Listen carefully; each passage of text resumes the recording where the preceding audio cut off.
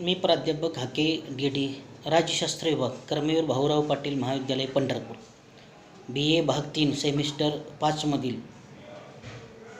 पाश्चात्य राजकीय विचारवंत पेपर क्रमांक 11 मधील आपण आज प्लेटो या विचारवंताबाबत त्यांनी जे विचार मांडलेले आहेत,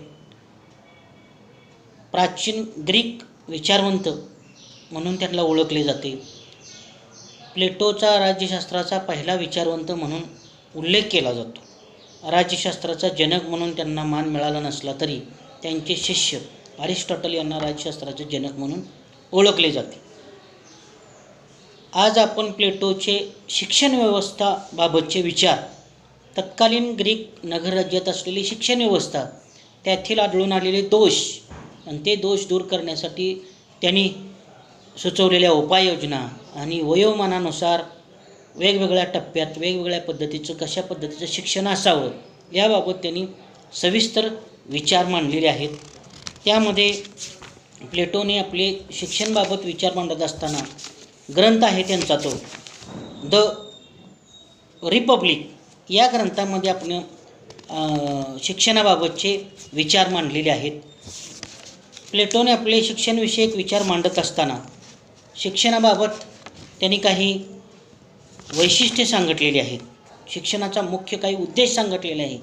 प्रत्येक शिक्षण हे व्यक्तिगत स्वरूपाचं, व्यक्तीचा बौद्धिक विकास करणारं, ज्ञानार्जन व सत्य संशोधनाचा पाठपुरावा करणारं अशा स्वरूपाचं इंद्रियजन्य सत्य ज्ञान असणारं असं शिक्षण असावं याबाबत प्लेटो आग्रही होते.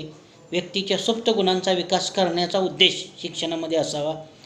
त्यानंतर दुसरा मुद्दा म्हणजे सामाजिक एक प्रक्रिये, समाजाचा एक भाग म्हणून व्यक्तीमध्ये समाजाप्रती काही कर्तव्य पार पाडण्याची जाणीव निर्माण, प्रेरणा करून देणारं शिक्षण असलं पाहिजे.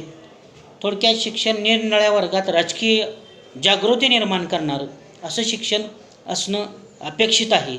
आणि या शिक्षणाच्या उद्देशाला अनुसरूनच प्लेटोने शिक्षणाची काही वैशिष्ट्य सांगितले. त्यातलं पहिलं वैशिष्ट्य म्हणजे शिक्षण हे राज्य नियंत्रित असावं. अथेन्स आणि स्पार्टा नगरराज्यात या शिक्षणातल्या पद्धतीचा समन्वय साधून राज्य नियंत्रित शिक्षण असावं असं प्लेटोचं मत आहे. योग्य वयात योग्य शिक्षण असणं अपेक्षित आहे. मानसशास्त्राचा आधार घेऊन वय आणि बुद्धी यांचा विचार करून त्याने प्राथमिक आणि उच्च शिक्षण असं शिक्षणाचं 2 टप्पे पाडलेले आहेत. स्पार्टा आणि अथेन्स या 2 राज्यातील शिक्षण व्यवस्थेमध्ये समन्वय साधण्याचा त्यांनी प्रयत्न केलेला आहे. प्राचीन काळातही स्त्री पुरुष यांना सारखेच शिक्षण असावं यासाठी समान शिक्षण व्यवस्थेचा त्यांनी पुरस्कार केलेला आहे. अशा पद्धतीनं प्लेटोने आपल्या शिक्षण व्यवस्थेत आत्मिक विकास घडवून आणणारं अशा स्वरूपाचं शिक्षण अपेक्षित मांडलं असलं तरी त्यांनी उत्पादक वर्ग आहे त्या वर्गाकडे पूर्णपणे दुर्लक्ष केलेलं आपल्याला दिसून येतं. अशा या शिक्षण व्यवस्थेत वयोमानानुसार त्यांनी शिक्षणाचे 2 टप्पे पाडलेले आहेत. एक प्रारंभिक शिक्षण आणि दुसरा उच्च शिक्षण. प्रारंभिक शिक्षण हे प्लेटोने त्यालाच प्राथमिक शिक्षण असे म्हणलेलं आहे. प्राथमिक शिक्षणामध्ये त्यांनी 3 टप्पे पाडलेले आहेत. वयाच्या 6 वर्षापर्यंतचा संस्कारक्षम शिक्षणाचा पहिला टप्पा, वयाच्या 6 ते 18पर्यंत शारीरिक, नैतिक, बौद्धिक विकास घडवून आणणारं असं शिक्षण, आणि वयाच्या 18व्या वर्षापासून ते 20 वर्षापर्यंत सैनिकी शिक्षण, असे 3 त्यात टप्पे पाडलेले आहेत. पहिल्या टप्प्यामध्ये बालवयात बालकांना नीतिधर्माचं शिक्षण असणं अपेक्षित आहे. सरळ सोप्या शब्दामध्ये शिक्षण असावं. चांगली गोष्ट आणि वाईट गोष्ट हे लहान वयामध्ये बालकांना समजली पाहिजेत. चांगल्या नागरिकांचा खरा पाया व चारित्र्य घडवणारी येथूनच सुरुवात होते. म्हणून अशा पद्धतीचं प्राथमिक शिक्षण हे संस्कारक्षम असावं असा आग्रह प्लेटोने धरलेला आहे. दुसऱ्या टप्प्यात वयवर्ष 6 ते 18 या टप्प्यामध्ये सुदृढ शरीरात सुदृढ मन राहते या उक्तीप्रमाणे शारीरिकदृष्ट्या निरोगी, बलवान अशा स्वरूपाचं व्यक्ती घडण्याच्या दृष्टिकोनातून त्याचा बौद्धिक विकास होणं अपेक्षित आहे. या वयोगटामध्ये संगीताचं शिक्षणावर भर देणे, व्यायामाचं शिक्षण, शारीरिक शिक्षणाचा विकास करणे असे प्लेटोला शिक्षण अपेक्षित आहे. एकंदरीत व्यक्तीच्या सर्वांगीण विकासासाठी नैसर्गिक दृष्टिकोनातून आहार, औषधं यांच्या अभ्यासाची त्यांना जोड देणं अपेक्षित आहे. आणि तिसरा टप्पा म्हणजे 18 ते 20 हा संयम, शिस्त व आज्ञापालन या गुणांनी संपन्न शिक्षण असलं पाहिजेत. बलसंवर्धन व शारीरिक विकास हा महत्त्वाचा आहे. या वयामध्ये कंपल्सरी सर्व व्यक्तींसाठी सैनिकी शिक्षण असणं अपेक्षित प्लेटोनं मांडलेलं आहे. या शिक्षणानंतर एक परीक्षा घ्यावी आणि जे परीक्षेमध्ये उत्तीर्ण होतील त्यांना उच्च शिक्षणासाठी पाठवण्यात यावे आणि ज्यांना या परीक्षेमध्ये यश मिळणार नाही त्यांना उत्पादक वर्गात टाकले जाईल. अशा व्यक्तीसाठी पुढील शिक्षणाची काही त्यांनी व्यवस्था सांगितलेली नाही. त्यानंतरचा शिक्षणाचा उच्च शिक्षणाचा दुसरा टप्पा प्लेटोने मांडलेला आहे. त्यामध्ये 2च टप्पे स्पष्ट केलेले आहेत.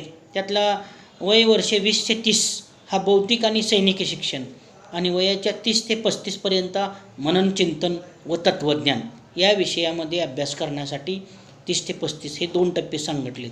त्यामध्ये 20 ते 30 हा पहिला टप्पा उच्च शिक्षणाचा आहे. युवा अवस्थेत नागरिक गुणांचा विकास करण्यासाठी प्राथमिक शिक्षणाची व्यवस्था सर्वांसाठी प्लेटोने मान्य केले आहे.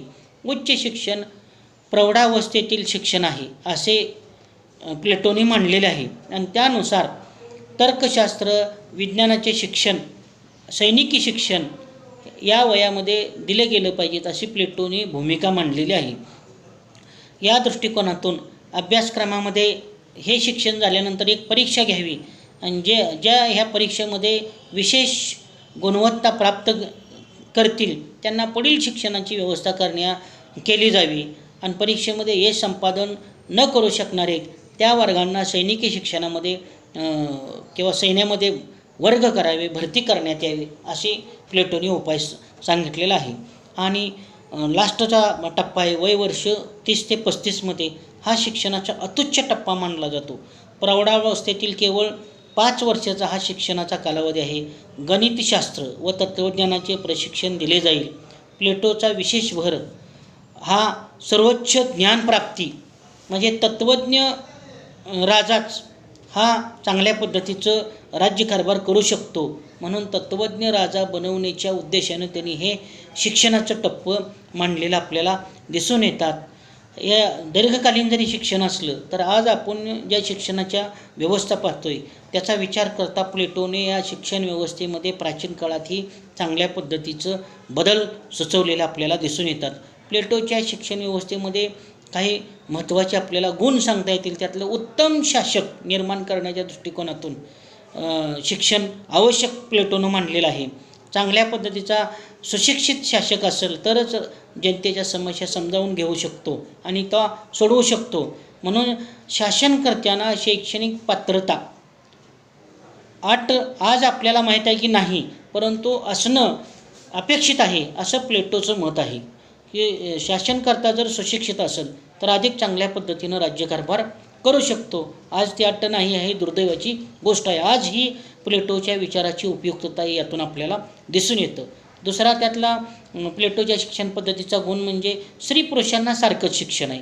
ग्रीक नगर राज्यात स्त्रियांना शिक्षण व्यवस्था प्लेटोने खुली केलेली आहे. शिक्षण व्यवस्थेमध्ये विकासाची दारं स्त्रियांना पुरुषांच्या बरोबरीनं अधिकार दिलेला आहे. हे क्रांतिकारी विचार प्लेटोने तत्कालीन व्यवस्थेमध्ये मांडलेले आपल्याला दिसून येतात. वय आणि शिक्षण यांची योग्य पद्धतीनं सांगड घातली. वेगवेगळ्या टप्प्यात वेगवेगळ्या पद्धतीचं शिक्षण प्लेटोनं देण्यासाठी तशा पद्धतीची शिक्षण व्यवस्था असावा असा आग्रह धरलेला आपल्याला दिसून येतो. आणि ही शिक्षण व्यवस्था राज्य नियंत्रित असावं, राज्यांकडून ही शिक्षण व्यवस्था शासन व्यवस्था नियंत्रित शिक्षण दिलं जावं, सक्तीचं शिक्षण असावं असं त्यांना वाटत होतं. शिक्षण पूर्ण करताना हे टप्प्याटप्प्यानं समाजात योग्यतेनुसार वर्ग निर्माण होत जातील आणि आदर्श नागरिक निर्माण करण्यासाठी, आदर्श शासक निर्माण करण्यासाठी ही शिक्षण व्यवस्था उपयोगी येईल.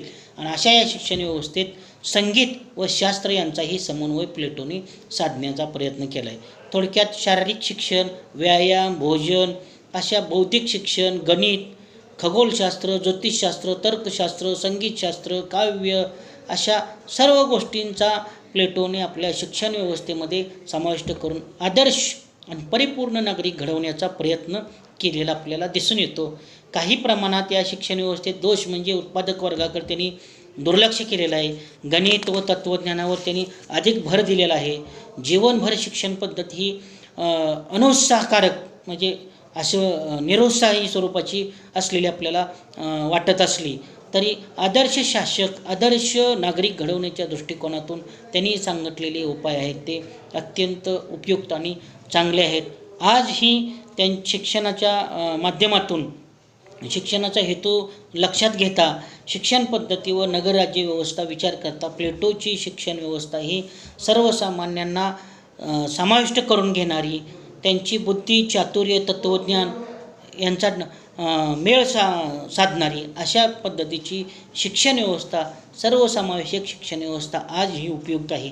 यातूनच आपल्याला असं दिसून येतं. धन्यवाद.